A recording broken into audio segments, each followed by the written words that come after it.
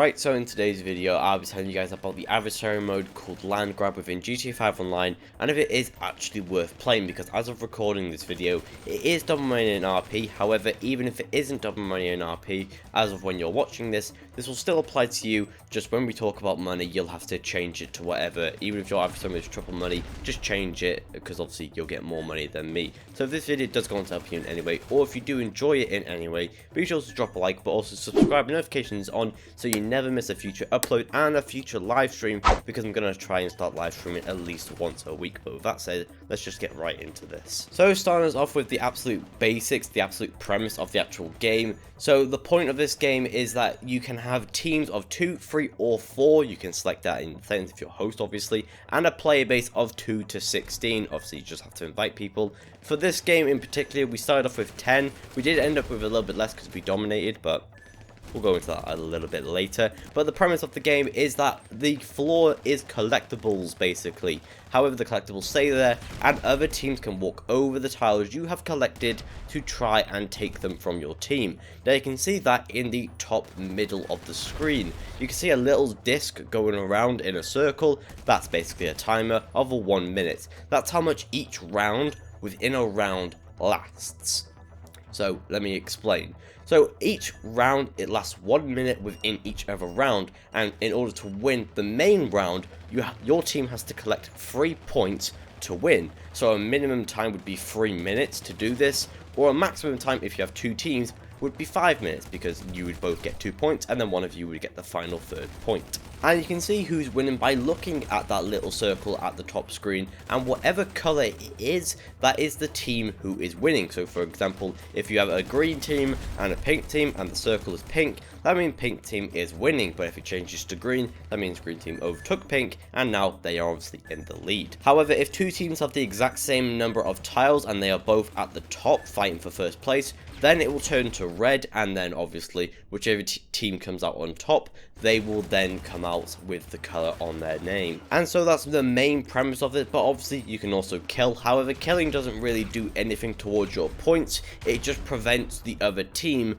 from collecting other tiles, because obviously if you're just running around, people will just follow each other and just claim the tiles behind each other. So that's why you can kill each other. So you can kill people, they respawn back in their area, and they have to run all the way back out to collect the tiles for their team. And so within each round, a single team would have to get to 3 points. So it isn't best of 3 points, it's first to 3 points. So you could have 4 teams and each team be on 2 points, but whichever team gets the next point would be the winner of that round. And overall within this game mode, you can have up to 4 rounds per game. So obviously the maximum you could do is a team winning 12 points in a row. If the other team's complete dog shit and the other team win every other single round, then obviously the minimum points they'd have to get is 12 overall, and they would win overall. Which, getting on to winnings, how much do you actually get for winning? Well, for per round, if you get 3 points and the other team doesn't get any, this is for a 2-team premise. You can have 3 or 4 teams, but this is just for 2 teams.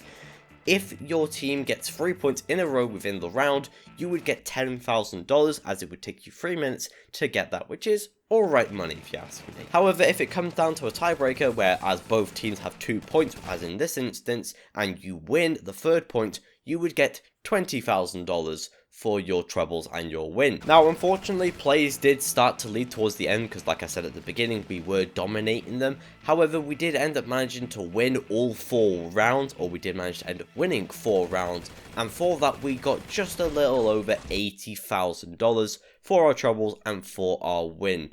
But I do not believe that if them plays even stayed and the exact same outcome happened, we would have got more money, because I'm pretty sure this is one of the game modes that works on a premise of, if there's 3 teams, you get that much if you win. If there's 6 teams somehow, if you're hacking, then you get that much. And if there's 2 teams, you get that much. You could literally have a 1v1v1v1, so 4 teams, and every single team has 1, and I'm pretty sure you would still get the exact same amount of money if you win, whereas if the game was full and each 4 teams were full. Now, if I am wrong, then please let me know in the comments. I'll read them, obviously, like I always do, and I'll be sure to pin one of them just in case I was wrong. And it does matter how many people are actually in this game, because I've only played it a handful of times games, so I don't really know. And so that really does it for today's video. Now, first impressions for me, because this was one of the first times I was playing this game, I did enjoy it. So overall, even with randoms, it is good fun. But if you have a group of friends, I feel like that'll be even better, especially if you're all in a party and you're just having a laugh trying to get each other's tiles and trying to get the most tiles, obviously, out of the round. So would I recommend this adversary mode to someone who doesn't really know what to do and is just looking for some fun? Yes, absolutely. If you can get into a game, play it yourself. Try and get up to 4 rounds so you can be in there for as long as possible and see how much money you can get, but not only that, how much fun you can actually get, because this game mode is quite good and quite enjoyable, even with randoms, like I said. But that is the end of today's video, so if you did go on to enjoy it in any way, be sure to drop a like and also subscribe, notifications on, like I said at the beginning of the video.